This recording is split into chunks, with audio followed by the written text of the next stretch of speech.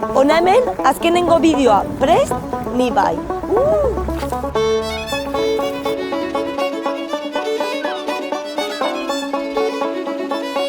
Albaolan gaude, San Juan berrira ikitzen ari diren lekua. Duela 5 urte Atlantikoa zeharkatu zuen itsasontzia. Baina ondoratu zen.